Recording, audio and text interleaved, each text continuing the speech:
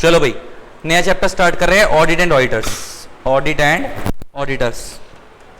अब एक चीज ध्यान देना इस चैप्टर के अंदर, पहले तो हम शुरुआत करें अगर ऑडिट एंड ऑडिटर्स की, तो ऑडिट का जो मतलब होता है, अगर तुमसे कोई बहुत सीधी सी भाषा में पूछे कि ऑडिट का मतलब क्या है, तो क्या बोलोगे? किसी चीज को वेरीफाई करना, रीचेक करना, दैट इज ऑडिटिंग। अच्छा, जो बनी हुई चीज है क्या आप उसको वेरीफाई कर रहे हो कि ओके है नहीं है? अच्छा, एक बार तो चेक जिन लोगों ने बनाई होगी उन्होंने करी होगी, इसलिए हम आगे वर्ड के लिख रहा हूं मैं रीचेक, कि ऑडिटर जाके अब रीचेक करेगा कि जो इन लोगों ने करा था वो काम वो ढंग से करा था या नहीं करा था, जो फाइनेंशियल स्टेटमेंट बनी थी वो ढंग से बनी थी या नहीं बनी थी। अच्छा, नेक्स्ट अब आती है बात ऑडिट होता क्या, ये समझ आ गया। नेक्स्ट आता है सर, जो ऑडिट करते हैं हमारे इंडिया में, ऑडिट कौन करता है? ऑडिटर। ऑडिटर कौन होता है? सीए या सीएस भी हो सकते हैं या सीएमए भी हो सकते हैं, तीनों हो सकते हैं। हमारे इंडिया में 3 तरीके के ऑडिटर होते हैं, लिखो। एक होता है स्टैट्यूटरी ऑडिटर,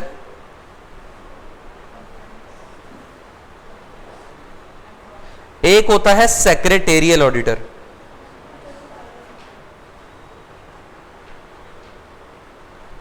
एंड एक होता है cost auditor.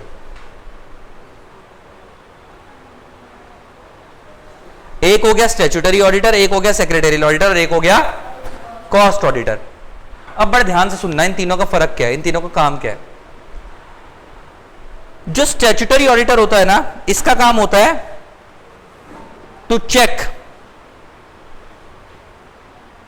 Check whether the financial statements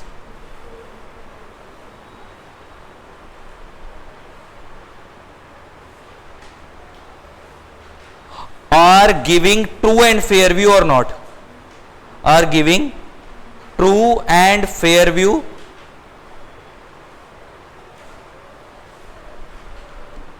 or not।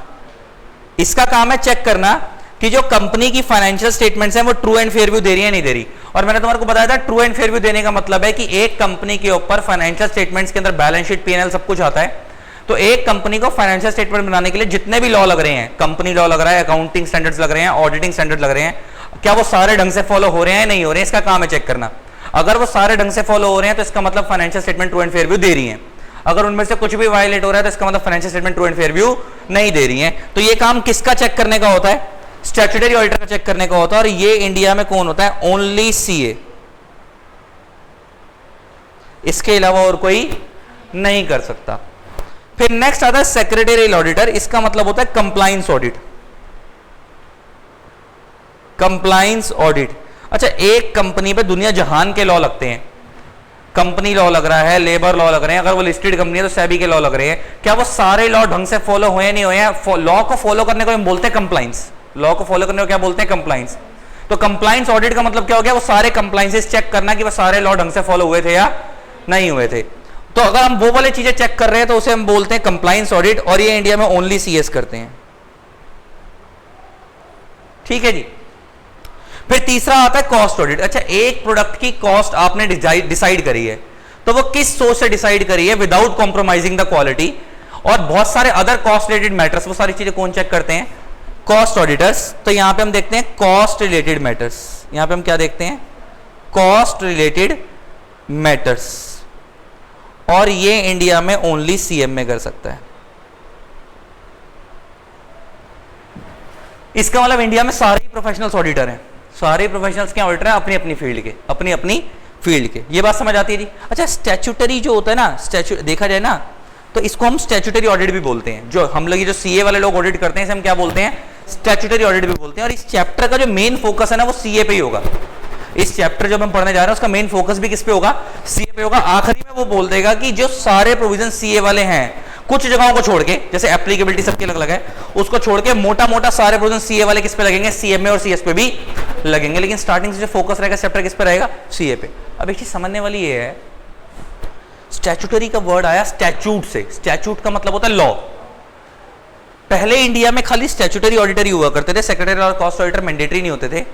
और आपको पता होगा शायद पुराने वाले कंप्लेक्ट में, अगर ये बात आप लोगों को पता है, तो पहले सीएमए का ऑडिट सेपरेट नहीं होता था कॉस्ट ऑडिट, पहले सीए भी कॉस्ट ऑडिट कर सकता था। नए वाले कंपनी एक्ट के अंदर क्या करा, कॉस्ट ऑडिट की पावर सीए से छीन ली गई। तो अब तुम्हारे को पता होगा, बहुत सारे लोग ना तुम्हारे को आज भी सीए बोलते हुए दिख जाएंगे कि यार सीएमए वाला काम तो हम भी कर लेते हैं, पहले कर सकते थे अब कर नहीं सकते, अब उनका रोल अलग है, तुम्हारा रोल अलग है। अब एक चीज समझो, तो पहले खाली एक ही लॉ ऑडिट मैंडेटरी हुआ करता था पुराने वाले कंपनी एक्ट में, जिसका नाम क्या था, स्टैट्यूटरी ऑडिट, जिसको हम फाइनेंशियल स्टेटमेंट्स को ऑडिट भी बोलते हैं, इसीलिए हम इसे स्टैट्यूटरी बोलते हैं क्योंकि लॉ के द्वारा मैंडेटरी था। अच्छा देखा जाए तो लॉजिकली तो सेक्रेटरी ऑडिटर जो सेक्रेटरी ऑडिट करेगा और जो कॉस्ट ऑडिटर कॉस्ट ऑडिट करेगा, क्या वो भी लॉ के द्वारा मैंडेटरी है? तो देखा जाए तो ये भी स्टैट्यूटरी ऑडिट ही है। स्टैट्यूटरी का मतलब ही कि जो लॉ के द्वारा मैंडेटरी है, मैंडेटरी तो सारे ही आज की डेट में, बस फर्क क्या है कि हम स्टैट्यूटरी, पुराना वाला नाम फेमस किसका है, फाइनेंशियल स्टेटमेंट वाले ऑडिट का, इसलिए हम स्टैट्यूटरी ऑडिटर सीए को बोल देते हैं। अदरवाइज देखा जाए तो सारे ऑडिट कौन से हैं, स्टैट्यूटरी ऑडिट ही है। लेकिन फिर भी अगर हमें पेपर में लिखना तो हम लिख के क्या आएंगे, स्टैट्यूटरी ऑडिट मतलब फाइनेंशियल स्टेटमेंट्स का ऑडिट, और वो कौन करता है, सीए। सेक्रेटरी ऑडिटर का मतलब कंप्लायंस ऑडिट, और कॉस्ट ऑडिटर जो करता है वो क्या करता है, कॉस्ट ऑडिट। अच्छा एक चीज और, स्टैट्यूटरी ऑडिट हर कंपनी पे मैंडेटरी है, छोटी हो या बड़ी हो, लेकिन कंप्लायंस ऑडिट, सेक्रेटरी ऑडिट और कॉस्ट ऑडिट हर कंपनी पे मैंडेटरी नहीं है, ये सिर्फ बड़ी कंपनियों पे मैंडेटरी है, छोटी कंपनियों पे मैंडेटरी नहीं। ठीक है जी, आगे बढ़ो। ये तो बात हो गई ऑडिट की।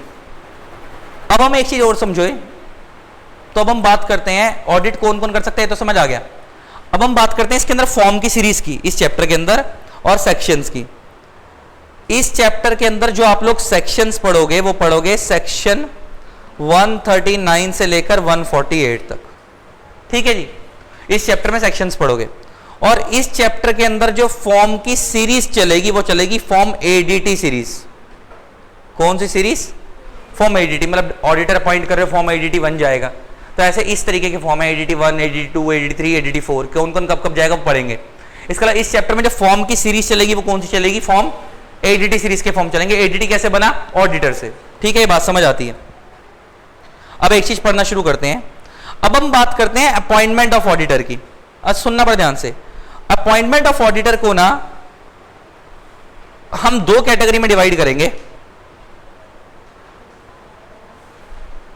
अपॉइंटमेंट ऑफ ऑडिटर को हम क्या करेंगे, दो कैटेगरी में डिवाइड करेंगे। एक करेंगे इन case of non government company,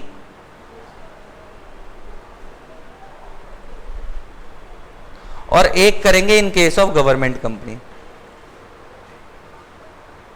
in case of government company.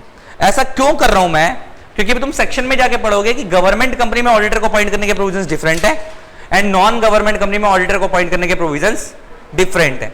अच्छा, फिर आगे फर्दर भी कैटेगरी बनेगी दो। फर्दर कैटेगरी क्या बनेगी, अगर मान लो हम नॉन गवर्नमेंट कंपनी की भी बात करें तो इसमें भी दो तरीके से ऑडिटर अपॉइंट होगा। एक होगा अपॉइंटमेंट ऑफ फर्स्ट ऑडिटर, एक क्या होगा, अपॉइंटमेंट ऑफ फर्स्ट ऑडिटर, मतलब कंपनी में फर्स्ट टाइम ऑडिटर अपॉइंट किया जा रहा है। एक होगा appointment of subsequent auditor, appointment of subsequent auditor. Subsequent मतलब एक बार आपने अपॉइंट करा, वो रिटायर हो गया, अब उसकी जगह पे आप क्या लेकर आ रहे हो, दूसरा लेकर आ रहे हो, उसे हम क्या बोलेंगे, सब्सिक्वेंट ऑडिटर। तो इसके प्रोविजंस अलग हैं, इसके प्रोविजंस अलग है। तो हमने समझा कि अलग अलग कैटेगरियां बनेंगी इस चैप्टर के अंदर जो हम पढ़ने जा रहे हैं। पहले तो हम ये देखेंगे कि ऑडिटर के प्रोविजन अपॉइंट करने के दो तरीके की कंपनियों में बटे हैं, गवर्नमेंट नॉन गवर्नमेंट। फिर उसके बाद भी नॉन गवर्नमेंट में भी दो कैटेगरी हो गई, first auditor subsequent auditor. Same ऐसे गवर्नमेंट में भी आगे दो कैटेगरी बनेंगी, फर्स्ट ऑडिटर और सब्सिक्वेंट ऑडिटर। स्टार्ट करें, अब स्टार्ट करते हैं जी। अब मैं पहले जो स्टार्ट करने जा रहा हूं वो मैं बात करने जा रहा हूं नॉन गवर्नमेंट कंपनी के केस में appointment of first auditor. Non government company के केस में किसके बारे में पढ़ने जा रहा हूं मैं, अपॉइंटमेंट ऑफ फर्स्ट ऑडिटर के बारे में। अच्छा, अगर तुम लॉजिकली देखो, यहां पे सोचो, अगर तुम्हें आवाज सुन के आ रही हो, दीदी की आवाज नहीं आती है इतनी तेज जैसे आती थी पहले, नहीं आ रही ना, ये तो बच्चों को चिकवा रही है तो उनकी आ रही है, स्पीकर बंद करवा दी दीदी के, इसलिए वो आवाज नहीं आती। अब नीचे देखो क्या बोलता है, ध्यान सुनना। कहता है section 139 subsection 1 and 6 state that the board of director of a company shall appoint an individual और अ फर्म। अच्छा, क्या ऑडिटर हमेशा इंडिविजुअल होगा, फर्म भी हो सकता है? तुमने देखो ना, हमारे पापा की ऑडिट फर्म है, मेरे भाई की ऑडिट फर्म है।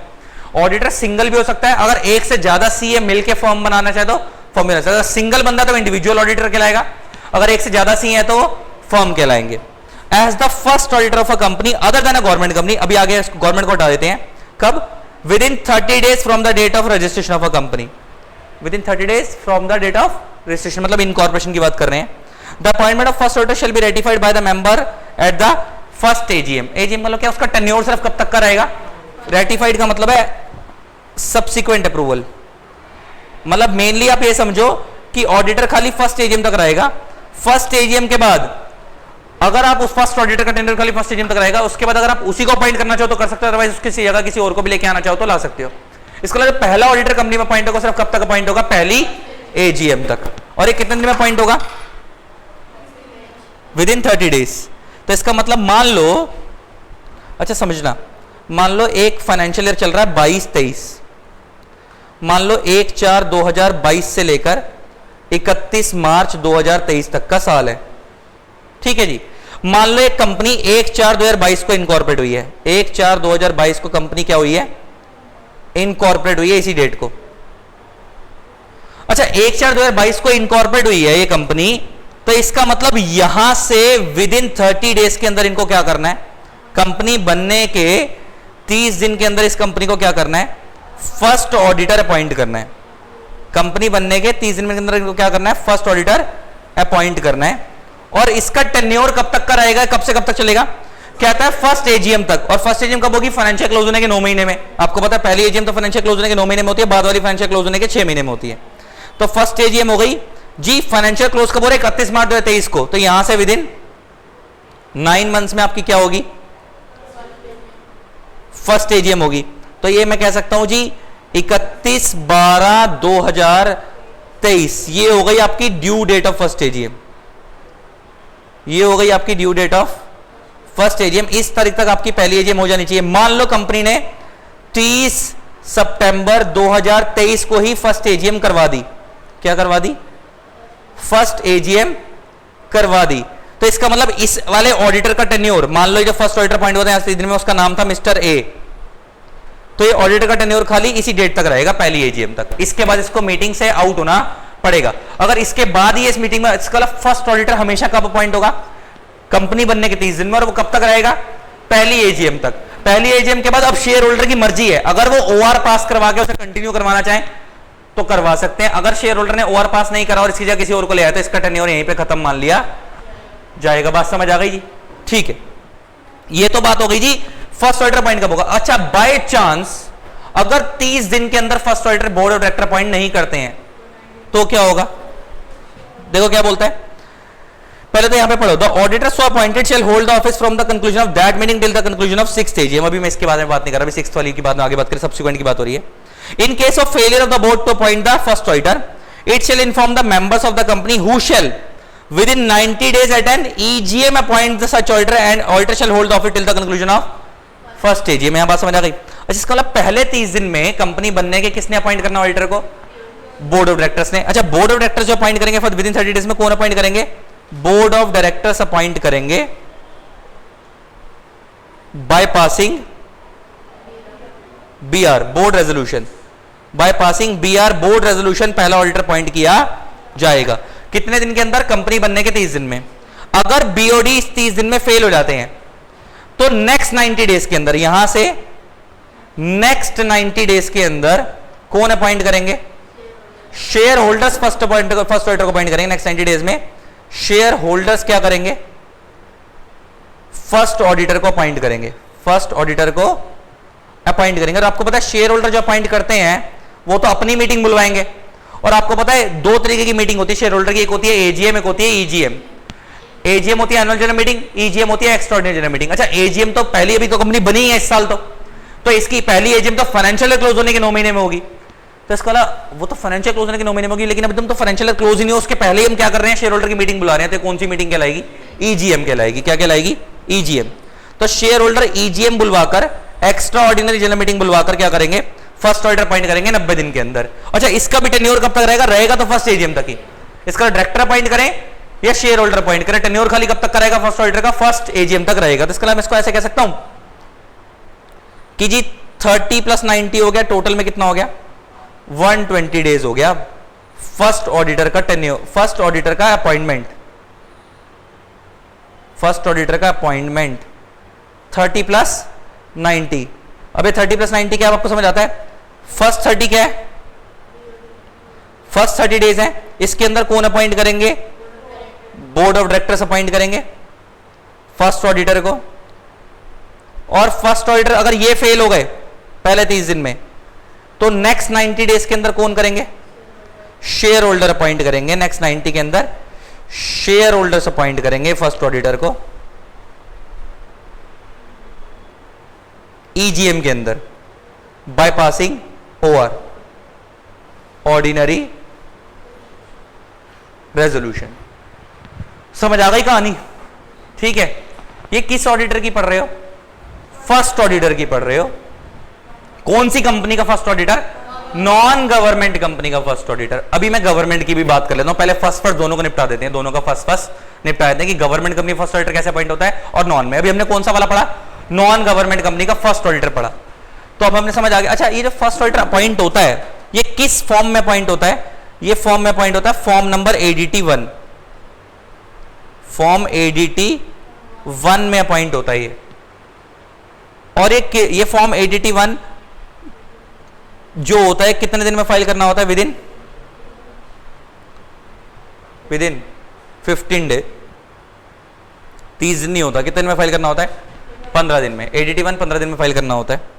अभी दिखा भी देता हूं तुम्हारे को।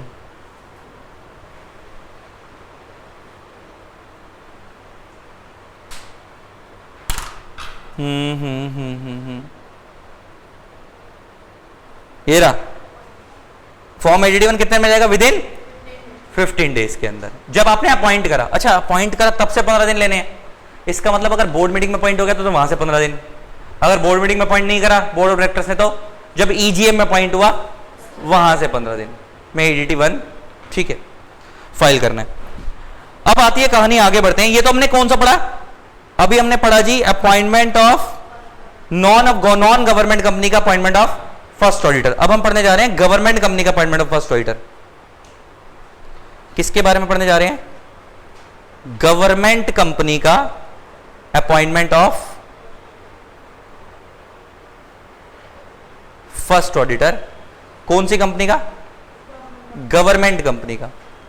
अच्छा, यहां पे सब कुछ सेम है, थोड़ा थोड़ा फर्क आएगा डेज में। अच्छा, तुमने कभी एक बॉडी का नाम सुना है? CAG, CAG, controller and auditor general of India. Controller and auditor general of India. अच्छा, ये बॉडी का काम क्या है? देखो, ये ऑडिट नहीं करती है। गवर्नमेंट कंपनी का ऑडिटर कौन होगा उसे रेकमेंड ये करती है। अपॉइंट तो शेयर होल्डर ही करेंगे। बात समझ आती है? अच्छा, नॉर्मल कंपनीज के अंदर शेयर होल्डर करेंगे, यहां पे गवर्नमेंट कंपनीज के अंदर कौन करेंगे? यहां पे भी शेयर होल्डर ही करेंगे। पहले BOD, अगर BOD नहीं कर पाए तो शेयर होल्डर। मतलब एक रूट एक्स्ट्रा हो गया इसमें। सबसे ऊपर कौन सा वाला? कैग का, कि पहले कैग क्या करेगा। अच्छा, लेकिन मैं बार बार बोल रहा हूं, एक चीज ध्यान रखना, गवर्नमेंट कैग अपॉइंटमेंट में भी अभी ये काम करेगी। एक चीज और ध्यान देनी है, कैग अपॉइंटमेंट भी करता, भी देखेंगे क्या क्या करता है। पहले ध्यान ये देने वाली बात ये है कि कैग ऑडिट नहीं करता। कैग क्या करता है? ऑडिट ढंग से काम कर रहा नहीं कर रहा ये देखता है। और दूसरी चीज है कि जो गवर्नमेंट कंपनीज के अंदर ऑडिट ढंग से काम कर रहा नहीं कर रहा ये देखता है, लेकिन गवर्नमेंट डिपार्टमेंट का ऑडिट कैग खुद करता है। There is a difference between government company and government department. ONGC, भेल, ये सब गवर्नमेंट कंपनीज। और आपको पता होगा, मैंने एक बात बताई थी, गवर्नमेंट कंपनीज के एम्प्लॉइज की सरकारी नौकरी नहीं होती, गवर्नमेंट डिपार्टमेंट के एम्प्लॉइज की सरकारी नौकरी होती है। अच्छा, दिल्ली पुलिस गवर्नमेंट डिपार्टमेंट है ना, ये सरकारी हॉस्पिटल्स गवर्नमेंट डिपार्टमेंट्स हैं, लेकिन ये जो ONGC वगैरह हैं गवर्नमेंट कंपनीज हैं। तो मैं क्या बोल रहा हूं, नॉर्मल गवर्नमेंट कंपनीज के केस के अंदर तो कैग ऑडिट खुद नहीं करता, लेकिन गवर्नमेंट डिपार्टमेंट के केस के अंदर कैग ऑडिट खुद करता है। बात समझ आ गई जी? अब जरा पढ़ना शुरू करो, क्या बोल रहा है ये। कहां पे थे हम? Appointment of first auditor government company के केस में। पहले गवर्नमेंट कंपनी का फर्स्ट ऑडिटर कहां है देखें जरा, नीचे है।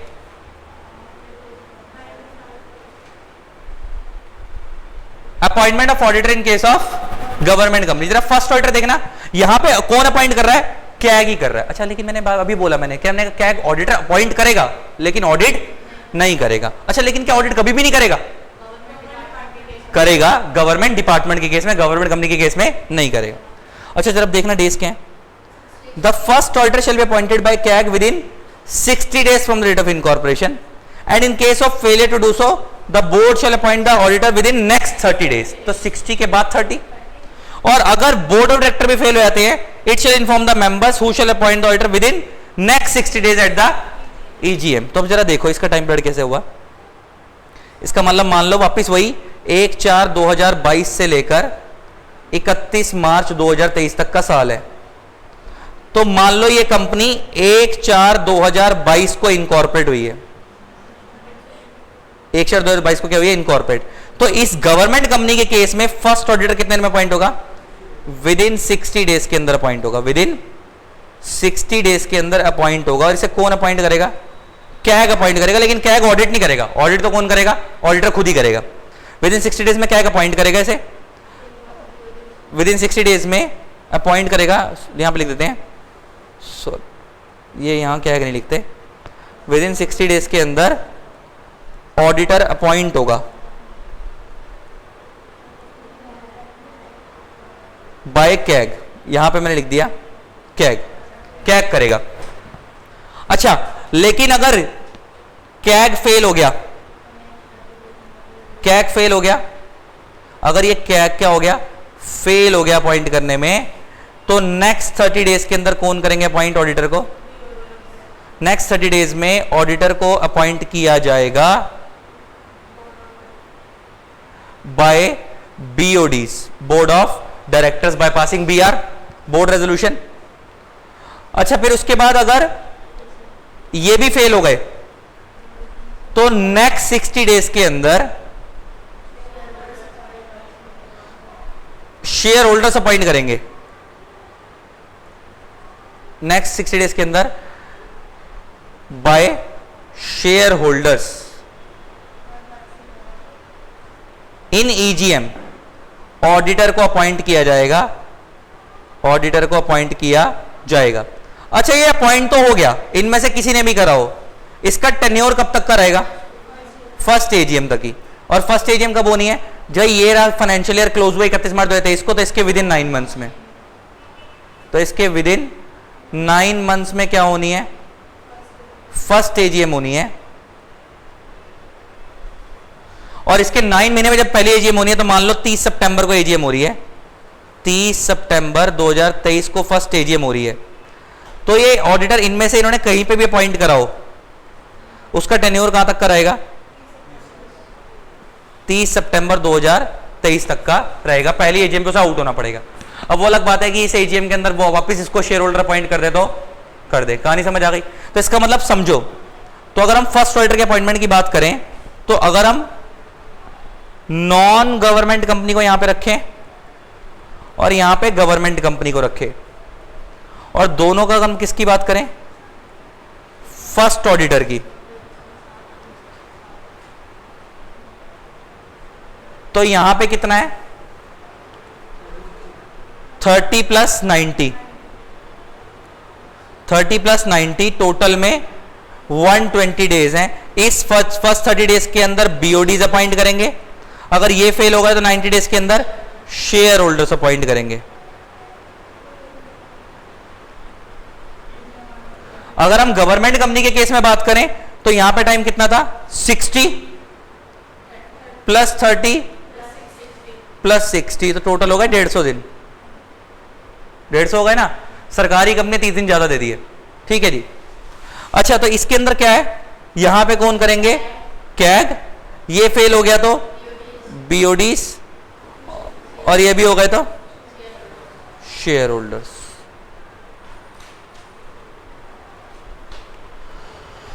हाँ भाई समझ आ गई?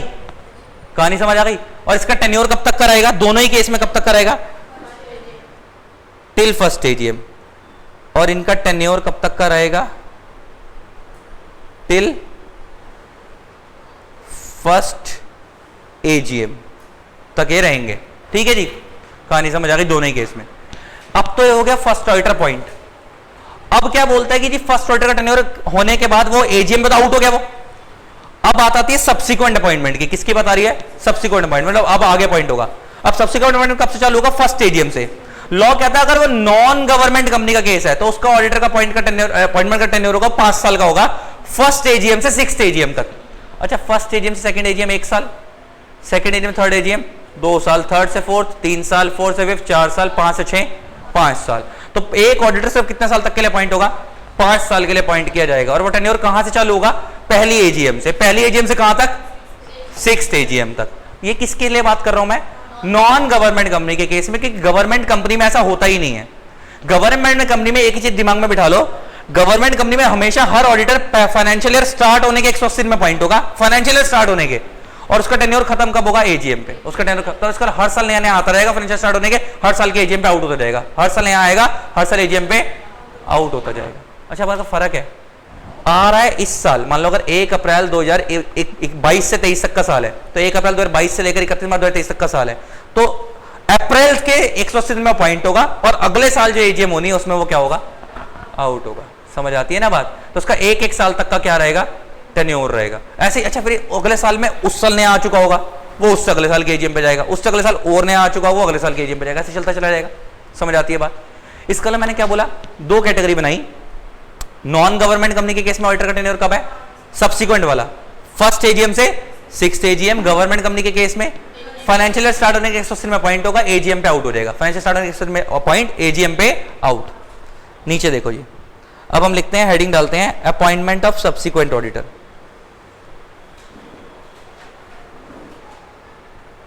Appointment of subsequent auditor. पहले हम कैटेगरी बना लेते हैं नॉन गवर्नमेंट कंपनी की, नॉन गवर्नमेंट कंपनी की, ठीक है।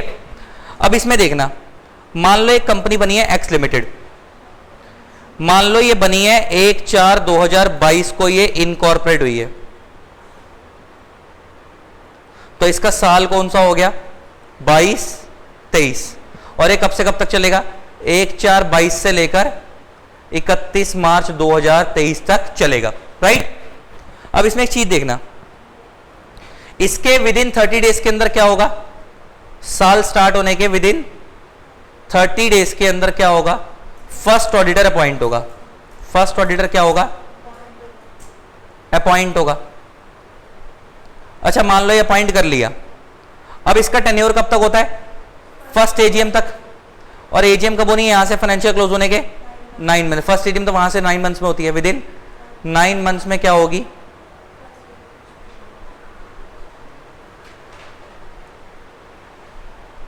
विदिन 9 मंथ्स में इनकी फर्स्ट एजीएम होगी। तो ये जो ऑडिटर यहां पे अपॉइंट हुआ, मान लो उसका नाम था मिस्टर ए, ये यहीं तक रहेगा 9 महीने, मान लो इसी दिन को एजीएम करवा रहे हैं तो इस डेट तक रहेगा ये। अब ये जो रह रहा है यहां पे, अब ये यहां से कब तक जाएगा? फर्स्ट एजीएम पे अगर देखो यहां पे आउट हो गया, अब कंपनी अब शेयर होल्डर अपॉइंट करेंगे। अब या तो शेयर होल्डर इसी को अपॉइंट कर लें, इसकी जगह पे किसी और को ले आए, तो जिसको भी वो लेके आ रहा है, अब यहां से काउंटिंग चालू होगी। ये फर्स्ट एजीएम है तो यहां से सेकंड एजीएम, फिर थर्ड एजीएम,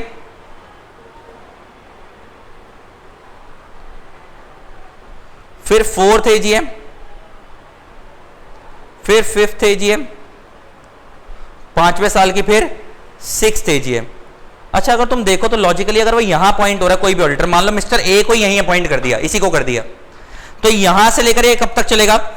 6th एजीएम चलेगा। तो यहां से लेकर यहां तक का 1 ईयर हो गया। सेकेंड एजीएम थर्ड एजीएम तक का सेकेंड ईयर हो गया, और थर्ड से फोर्थ का थर्ड ईयर हो गया, फोर्थ से फिफ्थ का फोर्थ ईयर हो गया, और फिफ्थ से सिक्स का फिफ्थ ईयर हो गया। इसका कितने साल के लिए पॉइंट होगा? 5 साल के लिए पॉइंट होगा ऑडिटर। कोई भी ऑडिटर जो पॉइंट होगा कितने साल के लिए पॉइंट होगा? 5 साल के लिए। अच्छा, 5 साल का टेन्योर मैक्सिमम टेन्योर है।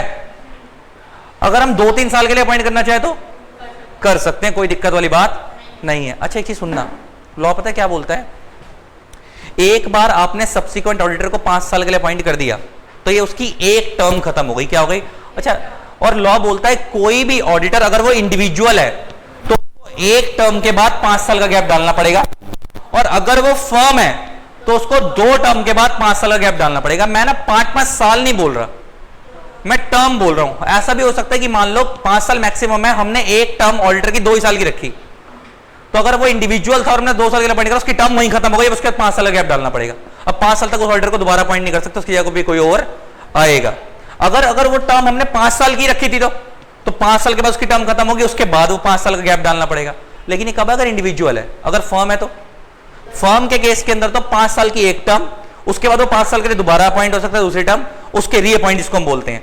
फिर 2 टर्म के बाद अब उसे कितना साल का गैप डालना पड़ेगा, 5 साल गैप डालना पड़ेगा। अब तुम समझो ऐसा क्यों बनाया कंसेप्ट। पुराने वाले कंपनी एक्ट में क्या होता था कि एक बार ऑडिटर अपॉइंट कर दिया वो दामाद बन जाता था कंपनी का, फिर फ्रॉड भी करेगा, जो भी करेगा। अच्छा वही लाइफ टाइम तक कंपनी का ऑडिटर कोई फ्रॉड पकड़ नहीं पाएगा। अच्छा ऑडिटर ने भी जो घपले करे हैं, कोई और तो उसको चेक करने आ नहीं रहा, तो पकड़े नहीं जाएंगे। लेकिन अब तुम खुद सोचो, अगर ऑडिटर, इसे हम बोलते हैं रोटेशन ऑफ ऑडिटर, ये जो मैं तुम्हें समझा रहा हूं कंसेप्ट, इसे हम क्या बोलते हैं, रोटेशन ऑफ ऑडिटर। में हम पढ़ेंगे, लेकिन ये कंसेप्ट हर कंपनी में नहीं लगता, कुछ ही कंपनीज पे लगता है। भी हम पढ़ेंगे किन कंपनीज पे लगता है।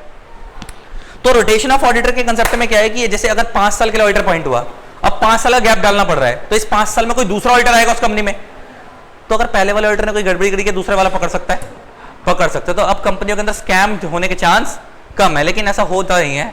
ज्यादातर जब कोई जाता है ना पहले वाला, तो उसी का दोस्त आता है, और जिस कंपनी में उसका दोस्त था उस कंपनी में ये वाला जाता है। तो ऐसी कहानी चलती रहती है। ठीक है, समझ आ रही है बात। ले देखे, लेकिन समझो इसे हम क्या बोलते हैं, रोटेशन ऑफ ऑडिटर। मैंने क्या बोला, 5 साल के लिए ऑडिटर अपॉइंट हो गया गवर्नमेंट का, ये तो नॉन गवर्नमेंट कंपनी की बात हो रही है।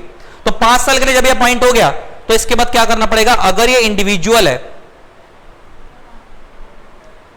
तो इसे क्या करना पड़ेगा, 5 इयर्स का क्या डालना पड़ेगा, गैप डालना पड़ेगा। इसके बाद आफ्टर 5 इयर्स, इसे हम बोलते हैं कूलिंग पीरियड। क्या बोलते हैं, कूलिंग पीरियड। और अगर ये फर्म है तो ये 2 टर्म्स के लिए अपॉइंट हो सकती है, 5 इयर्स की, 2 टर्म्स के लिए अपॉइंट हो सकती है, 5 इयर्स ईच।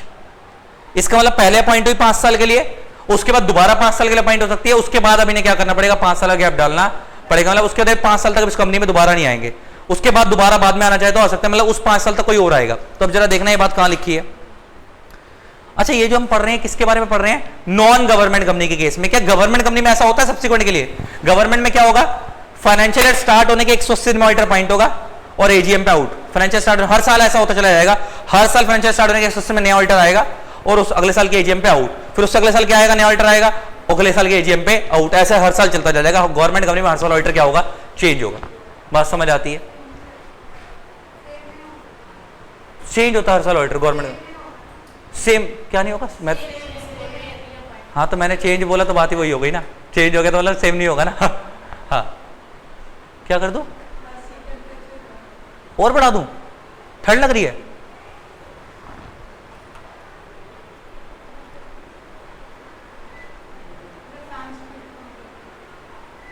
छब्बीस ठीक है। हाँ भाई सुनो क्या हो गया, अच्छा देखो ध्यान से सुनो, मेरी बात ही रह गई यार बीच में। मैंने क्या बोला कि नॉन गवर्नमेंट कंपनी के केस में सब्सिक्वेंट ऑडिटर का अपॉइंटमेंट कब तक है, 5 साल तक का। कहां तक चलेगा, फर्स्ट एजीएम से 6th एजीएम। और गवर्नमेंट कंपनी के केस में 5 साल वाला कोई कंसेप्ट नहीं है। वहां पे क्या होगा, हर साल फाइनेंशियल ईयर स्टार्ट होने के 180 में ऑडिटर अपॉइंट होगा और एजीएम पे क्या हो जाएगा, आउट। फिर उस अगले साल कोई नया आ चुका होगा, वो उस अगले साल के एजीएम पे क्या हो जाएगा, ऐसे हर साल नया कोई आता रहेगा, पहले वाला जाता रहेगा। बात समझ आती है। तो गवर्नमेंट कंपनी में हर साल नया ऑडिटर अपॉइंट होगा। अब नीचे आओ।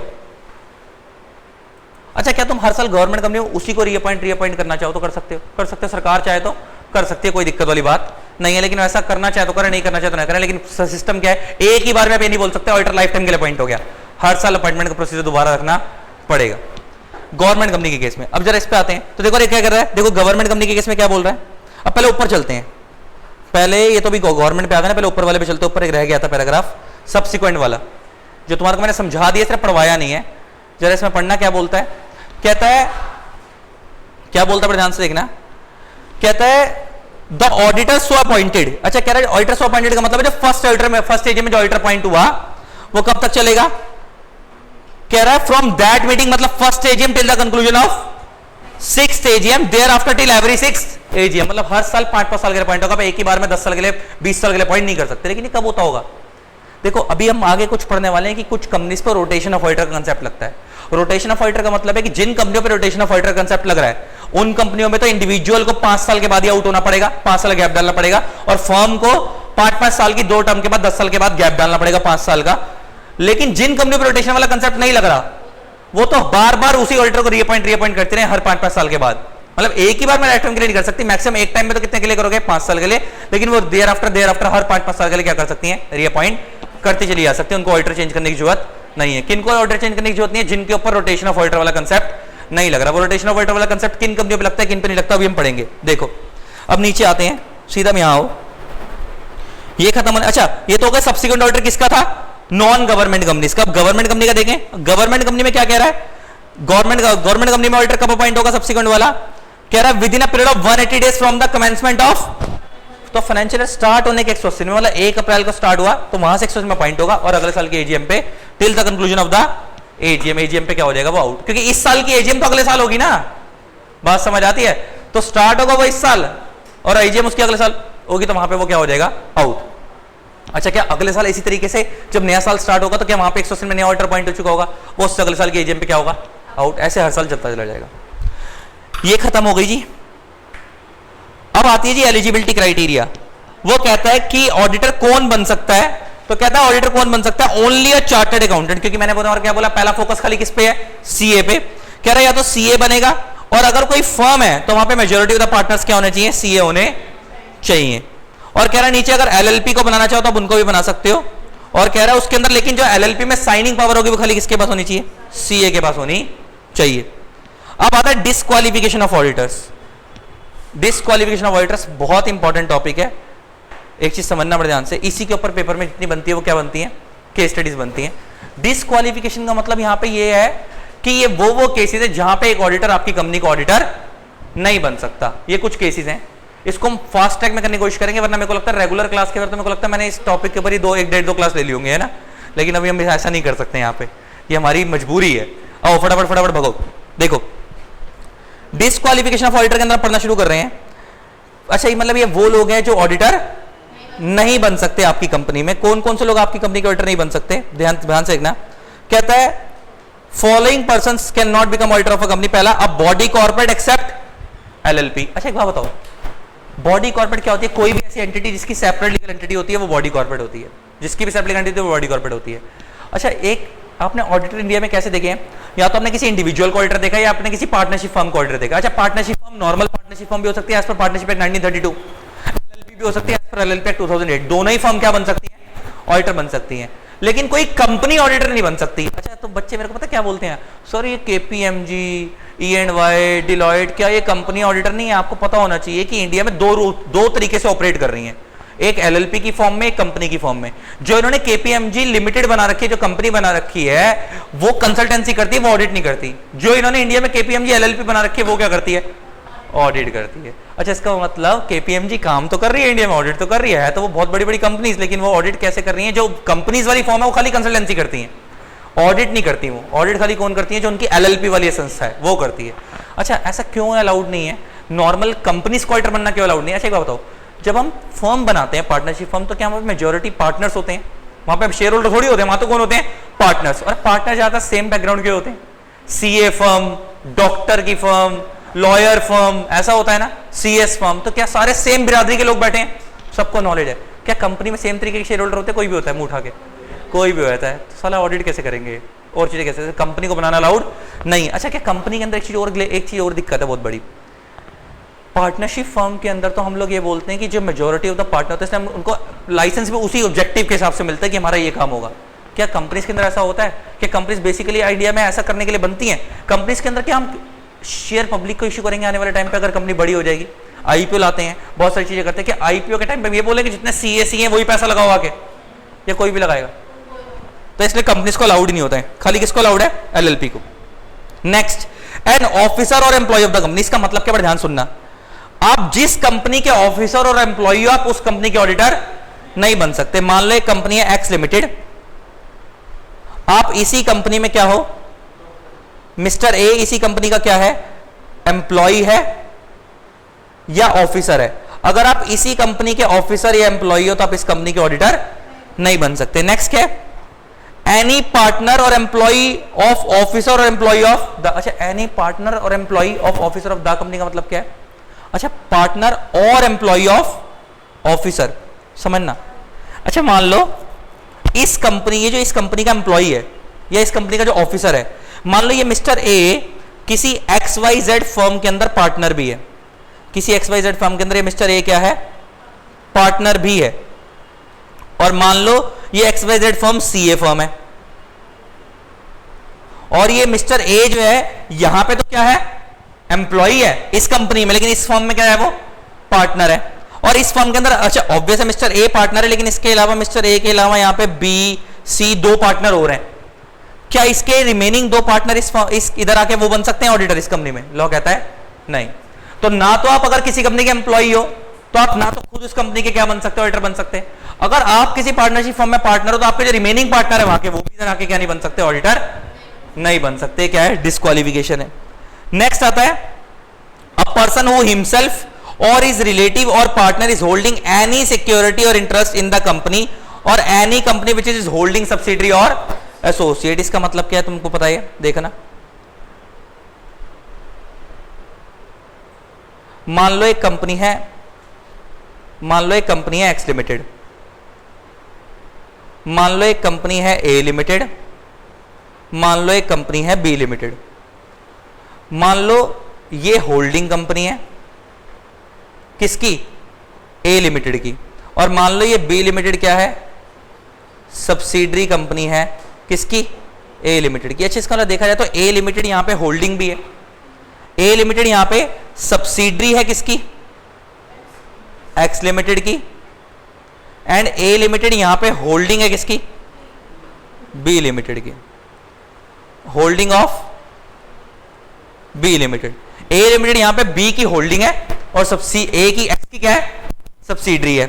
और मान लो इधर एक कंपनी और है पी लिमिटेड, ये ए लिमिटेड की एसोसिएट कंपनी है। क्या है? Associate company. एसोसिएट कंपनी आपको पता ही क्या होता है? जब एक कंपनी दूसरी कंपनी में 20% और मोर की टोटल वोटिंग पावर होल्ड करती है, तो जो होल्ड कर रही है वो होल्डिंग, जिसको होल्ड किया जा रहा है वो एसोसिएट। अब एक चीज समझना, कहता है अ पर्सन हु हिमसेल्फ और हिज रिलेटिव और partner is holding any security और इंटरेस्ट इन द कंपनी। अच्छा ये जो कंपनी ना बीच वाली, मान लो इसको ऑडिटर अपॉइंट करना है तो इसको हम बोलेंगे यहां पे द कंपनी, इसी को हम क्या बोलेंगे यहां पे? The company. तो कह रहा है द कंपनी और इट्स होल्डिंग कंपनी, इसकी होल्डिंग कंपनी कौन हो गई? X limited. और इट्स सब्सिडरी कंपनी, इसकी सब्सिडरी कंपनी कौन हो गई? B limited.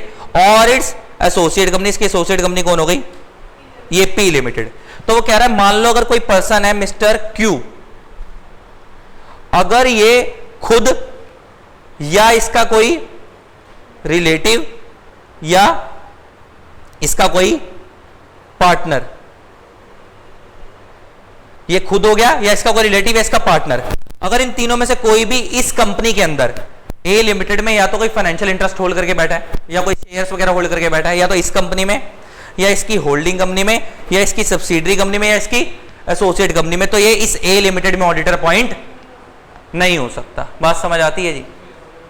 समझ आती है? अच्छा एक चीज और, नीचे इसकी एक एक्सेप्शन है कि अगर इसका कोई रिलेटिव है, तो पर्सन हु हिमसेल्फ भी कवर हो रहा था ना। मान लो ये मिस्टर ए खुद सीए है, मिस्टर क्यू खुद सीए है, तो ये अगर ये खुद सीए खुद इनमें से किसी में शेयर होल्ड करके बैठा है तो ऑडिटर अपॉइंट नहीं हो सकता। अगर इसका कोई रिश्तेदार भी होल्ड करके बैठा तो अपॉइंट नहीं हो सकता, इसका कोई पार्टनर होल्ड करके बैठा तो भी अपॉइंट नहीं हो सकता। लेकिन नीचे एक्सेप्शन है कि अगर इस मिस्टर क्यू का कोई रिलेटिव, यहां पे इसका मतलब वो खुद कवर नहीं है, खाली किसकी बात हो रही है? रिलेटिव की बात हो रही है, ना पार्टनर की बात हो रही है ना उसकी खुद की बात हो रही है। यहां पे खाली किसकी बात हो रही है? रिलेटिव की। देखो ऊपर वाले में ना, ऊपर वाले पॉइंट में तीनों कवर थे, वो खुद भी जो सीए है, उसका रिलेटिव भी और उसका पार्टनर भी। लेकिन नीचे वाले पॉइंट में खाली कौन कवर है? उसका रिलेटिव कवर है, वो खुद कवर नहीं है हिमसेल्फ, और उसका पार्टनर कवर नहीं है। अगर उसका रिलेटिव है और उसने इनमें से किसी एक कंपनी में शेयर होल्ड कर रखे हैं और उन शेयर्स की वैल्यू फेस वैल्यू 1 लाख से ज्यादा की नहीं है, तो वो ऑडिटर पॉइंट हो सकता है। लेकिन रिलेटिव की बात हो रही है, इसका मतलब अगर मैं ऐसे बात करूं तो मिस्टर क्यू मान लो सीए है, तो वो तो 1 रुपए का शेयर भी होल्ड नहीं कर सकता इनमें से किसी भी कंपनी में, अगर वो ऑडिटर बनना चाहता है तो। लेकिन मिस्टर क्यू का अगर कोई रिलेटिव है और वो इनमें से किसी कंपनी में ऑडिटर बनना चाहता है तो बन सकता है। अगर उसने शेयर होल्ड कर रखे हैं तब भी बन सकता है मिस्टर क्यू, लेकिन उसके रिलेटिव ने मैक्सिमम कितने तक के शेयर होल्ड कर रखे हो? मैक्सिमम 1 लाख तक के फेस वैल्यू के, फेस वैल्यू, ये चीज इंपॉर्टेंट है, फेस वैल्यू। अच्छा मान लो पेपर में क्वेश्चन आता है कि मिस्टर क्यू खुद सीए है, उसने खुद तो शेयर होल्ड कर रखे लेकिन उसकी वाइफ ने शेयर होल्ड कर रखे हैं उस कंपनी में जिसमें वो ऑडिटर बनना चाहता है। वाइफ उसकी रिलेटिव हो गई और उसकी वाइफ ने 3 लाख रुपए शेयर होल्ड करे हैं लेकिन उनकी मार्केट वैल्यू 3 लाख है लेकिन फेस वैल्यू खाली 80 जा रही है, तो क्या वो ऑडिटर बन सकता है? बन सकता है। इसका मतलब फोकस किस पे है? फेस वैल्यू पे फोकस है, मार्केट वैल्यू पे फोकस नहीं है। तो मार्केट वैल्यू 1 लाख से ज्यादा भी होगी तो उससे फर्क नहीं पड़ता, फेस वैल्यू कितने से ज्यादा नहीं होनी चाहिए, 1 लाख से ज्यादा नहीं होनी चाहिए। अरे पॉइंट किसके ऊपर है? खाली रिलेटिव के लिए, ना पार्टनर के लिए ना उसके खुद के लिए। इसका मतलब उसका पार्टनर, मतलब अगर मान लो मैं सीए हूं तो मैं खुद इनमें से किसी भी कंपनी में 1 रुपए का भी शेयर होल्ड नहीं कर सकता। मैं अगर किसी पार्टनरशिप फर्म में पार्टनर हूं तो मेरा कोई पार्टनर भी इनमें से किसी भी एक कंपनी में 1 रुपए का भी शेयर होल्ड नहीं कर सकता, लेकिन मेरा रिलेटिव होल्ड कर सकता है। लेकिन कितना तक का? मैक्सिमम 1 लाख तक का, वो भी 1 लाख भी क्या है? Face value. बात समझ आती है जी? अच्छा मान लो बीवी के हस्बैंड से लड़ाई हो गई, आज बोलेगी आज तक को कंपनी से निकलवाती, रुक जाए 1 लाख से ज्यादा के शेयर लेती हूँ, आज तू आउट, आज तू उस कंपनी से आउट, तो को मैं दिखाती हूँ क्या होता है। ठीक है, तो वो यही कह रहा है अगर उसके रिश्तेदार ने 1 लाख से ज्यादा के शेयर ले भी लिए हैं तो 60 दिन के अंदर अंदर आपको करेक्टिव एक्शन लेना पड़ेगा। मतलब क्या? 60 दिन में आपको वापस 1 लाख तक के शेयर लेने पड़ेंगे, बाकी क्या करने पड़ेंगे? बेचने पड़ेंगे। अगर आप मान लो अगर उसकी वाइफ को जोश ज्यादा चढ़ गया था और उसने 1 लाख की जगह 1.5 लाख के शेयर खरीद लिए थे अपने हस्बैंड को आउट करवाने के लिए और बाद में समझौता हो गया अगले दिन, तब उसकी वाइफ क्या करे? 60 दिन के अंदर अंदर वो ऊपर वाले शेयर बेच दे, अगर वो अपने हस्बैंड को वो चाहती है कि उसका हस्बैंड उस कंपनी में ऑडिटर बरकरार रहे। समझ आती है बात? वरना उसके हस्बैंड को नौकरी से काम हाथ धोना पड़ेगा, मतलब उसको ऑडिटर वाली पोजीशन से हाथ धोना पड़ेगा। ठीक है जी। और बाकी इसके अंदर काम वाले पॉइंट हैं कुछ, काम के बाकी तो बिजनेस रिलेशनशिप वाले पढ़ लेना, बाकी रीड कर लेना खुद। काम वाले मेन ऊपर वाले थे। अब आता है रोटेशन ऑफ ऑडिटर, ये मेन है, इसके ऊपर लिखो, पेपर में आएगा। रोटेशन ऑफ ऑडिटर के बारे में बात कर रहे हैं, रोटेशन ऑफ ऑडिटर्स। अच्छा अभी मैं इसके बारे में थोड़ी देर पहले बात कर रहा था। रोटेशन ऑफ ऑडिटर का मतलब क्या है कि एक इंडिविजुअल का जो टर्म है वो 5 साल का है और एक फर्म, अच्छा इसको ना ऐसे मत समझो, 5 साल मत समझो। लॉ बोलता है रोटेशन ऑफ ऑडिटर का मतलब क्या है, समझना। लॉ क्या कहता है? रोटेशन ऑफ ऑडिटर का मतलब क्या, जरा देखो, हेडिंग डालते हैं rotation of auditor, rotation of auditor. इसका मतलब ये है, और वो कहता है अगर आप इंडिविजुअल हो तो आप एक टर्म के लिए अपॉइंट हो सकते हो। कितने टर्म के लिए अपॉइंट हो सकते हो? अगर आप इंडिविजुअल हो तो आप एक टर्म के लिए अपॉइंट हो सकते हो, और एक टर्म कितने साल की होगी? मैक्सिमम 5 इयर्स की। मैक्सिमम लिख रहा हूं मैं साथ में, कम की भी हो सकती है, मैक्सिमम 5 इयर्स। देन आपको क्या करना पड़ेगा? देन आपको 5 इयर्स का उस कंपनी में गैप डालना पड़ेगा, और इसी को हम क्या बोलते हैं? Cooling period. देन 5 साल के बाद आप दोबारा आ सकते हो। और अगर आप फर्म हो तो आपको सीए फर्म हो, अच्छा इंडिविजुअल फर्म मतलब जहां पे 2 या 2 से ज्यादा सीए हैं, तो वहां पे आप मैक्सिमम 2 टर्म्स के लिए अपॉइंट हो सकते हो। 2 टर्म्स के लिए अपॉइंट हो सकते हो, जिसमें से 1 टर्म क्या होगी? मैक्सिमम 5 इयर्स की होगी। इसका मतलब एक टर्म 5 साल की, तो 2 टर्म कितने की हो गई? 10 साल की। देन आफ्टर टू टर्म्स क्या करना पड़ेगा? आफ्टर 2 टर्म्स 5 इयर्स का गैप डालना पड़ेगा। इसी को हम बोलते हैं रोटेशन ऑफ ऑडिटर। रोटेशन क्या बोल रहे हैं कि जितने साल, ये 5 साल का जब गैप पड़ेगा तो उसमें से ये वाला ऑडिटर कंपनी से चला जाएगा, इनकी जगह पर कोई दूसरा ऑडिटर कंपनी में, इसलिए हम बोलते हैं रोटेशन की, रोटेट हो रहे हैं, एक जा रहा दूसरा आ रहा है। और अच्छा जैसे ये 5 साल का कूलिंग पीरियड खत्म होएगा तो इस 5 साल में कोई और था, जैसे 5 साल खत्म होगा उसके वो पहले वाला वापस आना चाहे तो आ सकता है। समझ आती है बात? तो इंडिविजुअल को कितने साल के बाद गैप डालना पड़ता है? एक टर्म के बाद। 5 साल नहीं बोलोगे, एक टर्म, और एक टर्म कितने की होती है? 5 साल की। और फर्म को कितने टर्म के बाद गैप डालना पड़ता है? 2 टर्म के बाद, और दो टर्म कितने की होती है? 5-5 साल ईच की मैक्सिमम। अच्छा इसका मतलब अगर मान लो इंडिविजुअल का केस है और मैंने एक ऑडिटर को सिर्फ 3 साल के लिए अपॉइंट करा, तो क्या उसकी एक टर्म 3 साल में आउट हो गई? अब उसको 3 साल के बाद ही क्या करना पड़ेगा? 5 साल का गैप डालना पड़ेगा।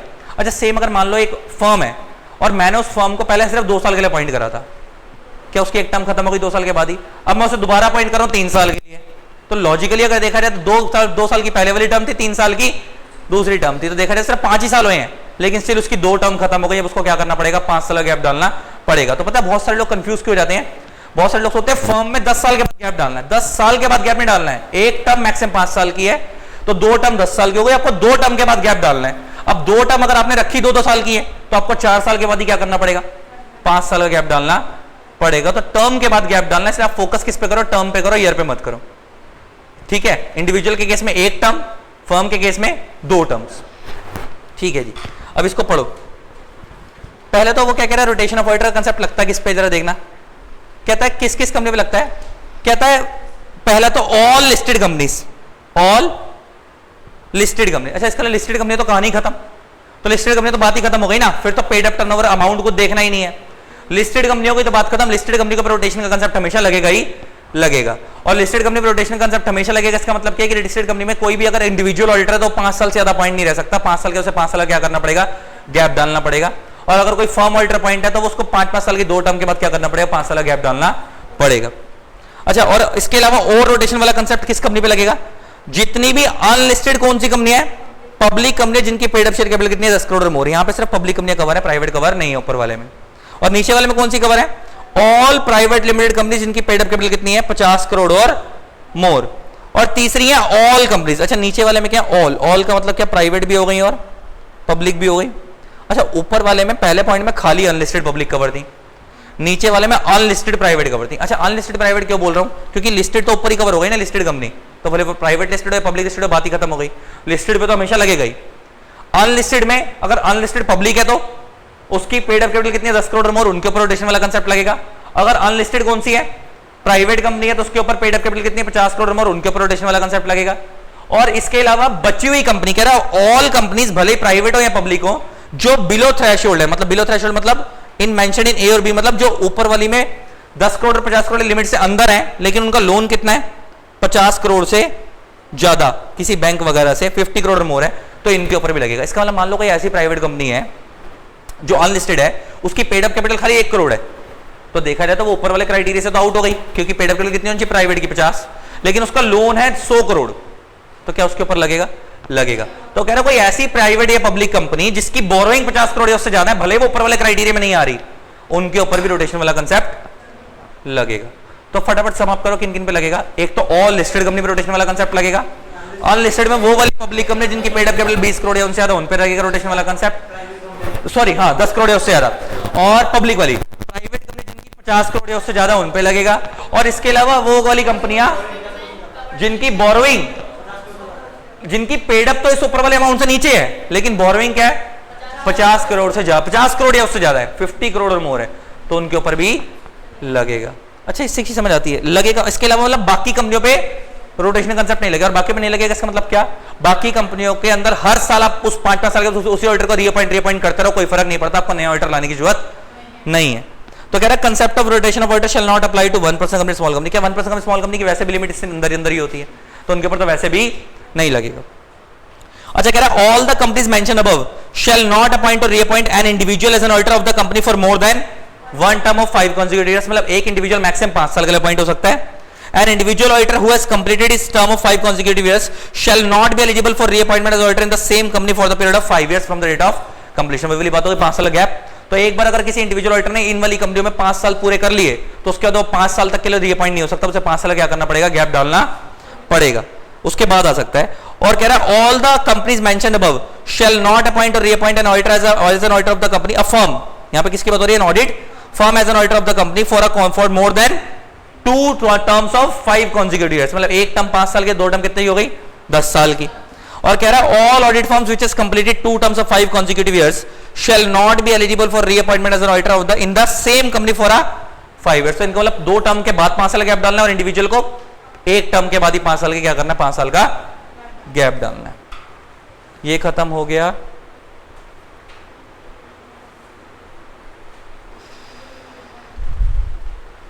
हाँ भाई नेक्स्ट आता है जी रिमूवल ऑफ ऑडिटर।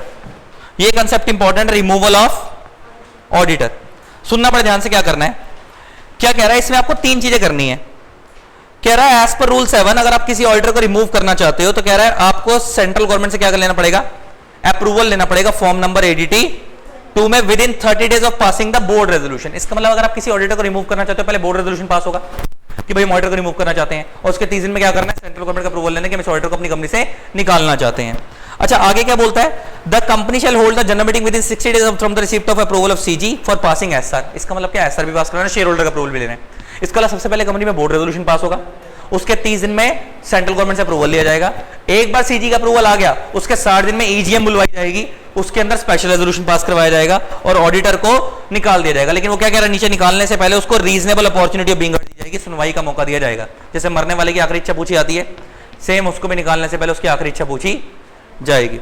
अच्छा, ये तो था रिमूवल, आप निकाल रहे हो। नेक्स्ट आता है रेजिग्नेशन। रेजिग्नेशन का मतलब क्या है, आप नहीं निकाल रहे, वो खुद जा रहा है। तो यहां पे क्या होगा, उसको फॉर्म वो डायरेक्ट खुद किसको फाइल करेगा, कंपनी को एडीटी 3 फाइल कर देगा, कंपनी को बात खत्म। अच्छा, ऊपर वाले केस में भी अगर देखा जाए तो एडीटी 3 फाइल हो रहा था, एडीटी 2 में, अच्छा सुनना बात ध्यान से, एडीटी 2 तो आप किसको भेज रहे हो, सीजी को भेज रहे हो कि भाई हम इसको क्या करना चाहते हैं, हटाना चाहे अप्रूवल लेने के लिए। बाद में जब वो जब जाएगा उसको हटाओगे तो एडीटी 3 बाद में भी जाएगा वहां पे भी। लेकिन यहां पे जो एडीटी 3 जा रहा है तो डायरेक्ट जाएगी किसके लिए रहा है कि यहाँ पे सीजी का अप्रूवल लेना, डायरेक्ट खत्म कर दो, डायरेक्ट एडीटी 3 फाइल करो, कहानी खत्म। यहाँ पे भाई मैं जा रहा हूं तुम्हारी कंपनी से, टाटा बाय बाय, ये रहा मेरे एडीटी 3, रेजिग्नेशन दो जाओ। अच्छा, इसमें क्या होगा, इसमें रेजोल्यूशन नहीं पास करवाना होता, इसमें सिर्फ अपने रेजिग्नेशन लेटर की कॉपी वो किसको सबमिट कर देता है, कंपनी को सबमिट कर देता है, कहानी खत्म कि भाई मैं तुम्हारी कंपनी से जा रहा हूं, टाटा बाय बाय, एडीटी 3 मेरा ये रहा। ये खत्म होने के बाद रेम्यूनरेशन ऑफ ऑडिटर, कह रहा है बोर्ड ऑफ डायरेक्टर्स रेम्यूनरेशन कितना होगा ऑडिटर्स का, कह रहा है वो कहां डिसाइड होगा, जनरल मीटिंग में डिसाइड होगा। ठीक है जी। अच्छा, लेकिन फर्स्ट ऑडिटर के जनरल मीटिंग में पॉइंट होता है, बोर्ड मीटिंग में पॉइंट होता है। तो कह रहा है फर्स्ट ऑडिटर का remuneration board of director fix कर सकते हैं, लेकिन सब्सिक्वेंट ऑडिटर का अपॉइंटमेंट और रेम्यूनरेशन कौन फिक्स करेंगे, share holders bye passing over. अच्छा, आपको याद होगा 4 तरीके की ऑर्डिनरी सर्विसेज पढ़ी थी, ऑर्डिनरी बिजनेस पढ़े थे, adoption of annual account, declaration of dividend, appointment of director in place of retiring, चौथा था appointment and fixing of remuneration of auditors. तो इसका मतलब वहीं से क्लियर हो रहा है कि रेम्यूनरेशन ऑफ ऑडिटर कौन फिक्स करते हैं, जनरल मीटिंग में एजीएम में फिक्स होता है बाय पासिंग ओवर। अब आता है auditor not to render certain services, को हम बोलते हैं प्रोहिबिटेड सर्विसेज, कि ऑडिटर ये सर्विसेज प्रोवाइड नहीं करेगा। पहला है accounting and book keeping services, का मतलब ये है कि आप जिस कंपनी की अकाउंटिंग सर्विसेज प्रोवाइड कर रहे हो आप उस कंपनी के ऑडिटर नहीं बनोगे। अच्छा, स्टैट्यूटरी ऑडिटर नहीं बनोगे उस कंपनी के, क्या उस कंपनी के इंटरनल ऑडिटर बनना चाहो बन सकते हो, इंटरनल ऑडिटर बन सकते हो, कोई दिक्कत नहीं। अब इंटरनल ऑडिटर कौन होगा पढ़ेंगे। Next, internal audit. अच्छा, अब ये क्या बोल रहा है, जिस कंपनी के आप स्टैट्यूटरी ऑडिटर हो आप उस कंपनी के इंटरनल ऑडिटर नहीं बन सकते। अच्छा, दो चीजें अलग अलग चीजें हैं। अच्छा, अगर आप किसी कंपनी की बुक कीपिंग कर रहे हो आप उसके इंटरनल ऑडिटर बन सकते हो, लेकिन अगर आप किसी कंपनी का ऑलरेडी स्टैट्यूटरी ऑडिटर हो तो आप उस कंपनी के इंटरनल ऑडिटर। अच्छा, पहले इंटरनल ऑडिटर और स्टैट्यूटरी ऑडिटर में फर्क समझ लो। स्टैट्यूटरी ऑडिटर जो होता है वो शेयर होल्डर के पॉइंट ऑफ व्यू से होता है, और internal audit board of director के पॉइंट ऑफ व्यू से होता है। स्टैट्यूटरी ऑडिट किसके पॉइंट ऑफ व्यू से होता है, शेयर होल्डर के पॉइंट ऑफ व्यू से, शेयर होल्डर करवाते हैं, और इंटरनल ऑडिट कौन करवाती है, मैनेजमेंट करवाती है।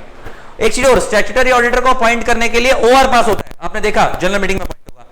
इंटरनल ऑडिटर को अपॉइंट करने के लिए बीआर पास होता है, बोर्ड रेजोल्यूशन पास होता है। अभी मैंने बोला ना, जब वो करवाई कौन रही है, मैनेजमेंट, तो अपॉइंट भी कौन करेगी, मैनेजमेंट। अच्छा, स्टैट्यूटरी ऑडिटर ओनली सीए होता है, internal auditor can be anyone, CA, CS CA में even employ of the company can also become the auditor. उसी कंपनी का एम्प्लॉय भी क्या बन सकता है, इंटरनल ऑडिटर बन सकता है। समझ आती है बात। अच्छा, statutory auditor as per law चलता है कि भाई ये चीजें चेक करनी है, शेड्यूल 3 फॉलो हुआ नहीं हुआ, ऑडिटिंग स्टैंडर्ड फॉलो नहीं हुए। इंटरनल ऑडिटर ऐसे नहीं चलता, इंटरनल ऑडिटर को जो डायरेक्टर बोलता है ये चेक कर, वो सब चेक करेगा। तो इंटरनल ऑडिटर किसके कहने पे चल रहा है, डायरेक्टर के कहने पे चल रहा है। लेकिन स्टैट्यूटरी ऑडिटर इंडिपेंडेंट तरीके से वर्क करता है, वो तो अपने हिसाब से काम करता है, किसी की सुनता थोड़ी है, वो तो रिपोर्ट बनाएगा। बात समझ आती है। तो क्या कह रहा है, अगर आप किसी कंपनी के स्टैट्यूटरी ऑडिटर हो तो आप उस कंपनी की क्या नहीं कर सकते, अकाउंटिंग बुक कीपिंग नहीं कर सकते, आप उस कंपनी के इंटरनल ऑडिटर नहीं बन सकते, आप उस कंपनी का फाइनेंशियल सिस्टम नहीं बना सकते, आप उस कंपनी की एक्चुअल सर्विस समझ आती है, वो जो इंश्योरेंस क्लेम डिसाइड होता है वो सब नहीं कर सकते। आप उस कंपनी के इन्वेस्टमेंट एडवाइजरी सर्विस नहीं दे सकते, आप उस कंपनी में इन्वेस्टमेंट बैंकिंग सर्विस नहीं दे सकते। ये 8-10 सर्विसेज आप ये सारे काम नहीं कर सकते, रट लेना। अगर आप उस कंपनी के क्या हो, स्टैट्यूटरी ऑडिटर, आप तो ये काम उसमें नहीं कर सकते। क्या है, प्रोहिबिटेड सर्विसेज, कर ही नहीं सकते। नीचे आते हैं, अब आता है सेक्रेटरी ऑडिट। अच्छा, सेक्रेटरी ऑडिट का मतलब होता है कंप्लायंस ऑडिट, आपको पता ही है कौन करता है, ओनली सीएस। और एक चीज समझने वाली क्या है कि इसके अंदर आपको ये पता है कौन अपॉइंट करते हैं, बोर्ड ऑफ डायरेक्टर्स। बस इसमें सिर्फ अपॉइंटमेंट की लिमिट पढ़ लो, किन किन कंपनियों पे लगता है, बात खत्म हो जाएगी। कह रहा है सेक्रेटरी ऑडिट किस किस कंपनी को करवाना है, कह रहा है एक तो एवरी लिस्टेड कंपनी को करवाना है, बात ही खत्म हो गई। किसको करवाना है, एवरी लिस्टेड कंपनी को। तो अगर लिस्टेड है तो बात खत्म, क्यों ना, सेक्रेटरी ऑडिट करवाना ही करवाना है। इसके अलावा अदर क्लास ऑफ कंपनीज जो बताई जाएंगे, और अदर क्लास ऑफ कंपनीज नीचे बताई गई हैं, वो कौन कौन सी हैं। पहला नीचे है एवरी पब्लिक कंपनी जिसकी पेड अप शेयर कैपिटल कितनी है, 50 करोड़ है उससे ज्यादा। सुनो, अच्छा इसका ये कौन सी पब्लिक कंपनी होगी, अनलिस्टेड। क्योंकि लिस्टेड वाली तो ऊपर ही कवर हो गई ना, लिस्टेड है तो क्या पेड अप टर्नओवर देखनी है, अगर लिस्टेड कंपनी है तो बात खत्म, उनको ऑडिट करवाना ही है, कौन सा वाला ऑडिट, सेक्रेटरी ऑडिट करवाना ही है। अगर अनलिस्टेड पब्लिक कंपनी है तो क्या देखना पड़ेगा, या तो उसकी पेड अप कितनी है 50 करोड़ या उससे ज्यादा, या उसका टर्नओवर कितना है 250 करोड़ या उससे ज्यादा। अच्छा यहां दोनों में अनलिस्टेड पब्लिक कंपनी की बात हो रही है, यहां पे किसकी बात हो रही है, अनलिस्टेड पब्लिक, क्योंकि लिस्टेड तो ऊपर ही कवर हो गई, लिस्टेड है तो बात ही खत्म, ना पेड अप देखने ना टर्नओवर देखना, उन पे तो सेक्रेटरी ऑडिट लगेगा ही लगेगा। अनलिस्टेड पब्लिक कंपनी के केस में या तो पेड अप कितनी है 50 या उससे ज्यादा, टर्नओवर कितना 250 से ज्यादा, लेकिन तीसरे वाले पॉइंट में ना अनलिस्टेड पब्लिक कंपनी यहां पे एवरी कंपनी है, तो तीसरे वाले में प्राइवेट भी आ गई और पब्लिक भी आ गई, जिनकी बोरोइंग कितनी है 100 करोड़ से ज्यादा। इसका मतलब कोई ऐसी प्राइवेट कंपनी है पब्लिक कंपनी जो ऊपर वाले क्राइटेरिया में फॉलो नहीं कर रही, मान लो उसकी पेड अप 50 से कम है या टर्नओवर 250 से कम है, लेकिन उसके लोन कितने हैं 100 करोड़ या उससे ज्यादा, तो उनके ऊपर सेक्रेटरी ऑडिट लगेगा। कौन करेगा, सीएस इन प्रैक्टिस। ये खत्म हो गया। नेक्स्ट आता है जी इंटरनल ऑडिट। हाँ, इंटरनल ऑडिट कौन करता है, सेक्शन 138 मैंने अभी बताया कौन करता है, इंटरनल ऑडिटर करता है। ये कौन हो सकता है, ये सीए भी हो सकता है, सीएस भी हो सकता है, सीएमए भी हो सकता है, even employ of the company हो सकता है, ही कैन बी एनीवन। दूसरी चीज क्या है कि इंटरनल ऑडिट और स्टैट्यूटरी ऑडिट में फर्क क्या मैंने बताया, स्टैट्यूटरी ऑडिट शेयर होल्डर के पॉइंट ऑफ व्यू से होता है, इंटरनल ऑडिट डायरेक्टर के पॉइंट ऑफ व्यू से होता है। तो इंटरनल ऑडिटर को अपॉइंट भी कौन करते हैं, डायरेक्टर ही अपॉइंट करते हैं बाय पासिंग बीआर। ये किस किस कंपनी में लगता है इंटरनल ऑडिट, जरा देखना। कह रहा है एक तो एवरी लिस्टेड कंपनी, अच्छा बात ही खत्म हो गई, लिस्टेड है तो कहानी खत्म, इनको तो करना ही है अपॉइंट इंटरनल ऑडिटर। दूसरा कौन सी कंपनियां, अनलिस्टेड पब्लिक कंपनियां जिनकी या तो पेड अप कैपिटल कितनी है 50 करोड़ या उससे ज्यादा, या जिनका टर्नओवर कितना है 200 करोड़ या उससे ज्यादा, या जिनकी बोरोइंग कितनी है एक्सीडिंग 100 करोड़, 100 करोड़ से ज्यादा नहीं है, यहां पे एग्जैक्ट 100 कवर नहीं है, मोर देन 100 करोड़ है। अच्छा ऊपर वाले में 100 भी कवर था, यहां पे more than 100 cover, exact 100 cover नहीं है, गलती नहीं करनी पेपर में, यहां पे मोर देन 100 करोड़ है, एक्सीडिंग 100 करोड़, ठीक है। और या फिर उनके डिपॉजिट्स की फॉर्म में लोन कितने हैं 25 करोड़ या उससे ज्यादा। ये तो हो गई बात अनलिस्टेड पब्लिक कंपनी। अच्छा लिस्टेड में सब देखना है, लिस्टेड है तो बात ही खत्म हो गई, लिस्टेड तो बात ही खत्म होने तो इंटरनल ऑडिट करवाना ही है। अच्छा अगर ये अनलिस्टेड में पब्लिक में ये था, अगर अनलिस्टेड प्राइवेट कंपनी तो टर्नओवर कितना है 200 करोड़ उससे ज्यादा, या बोरोइंग कितनी है बैंक वगैरह से 100 करोड़ से ज्यादा, खत्म। और who can be internal auditor, जरा पढ़ना, सीए सीएमए और such other person as the board में डिसाइड। क्या बोर्ड किसी को भी डिसाइड कर सकते हैं, even employ of the company can also become internal auditor. ठीक है जी, कहानी खत्म, चैप्टर फिनिश। ठीक है, चैप्टर समाप्त।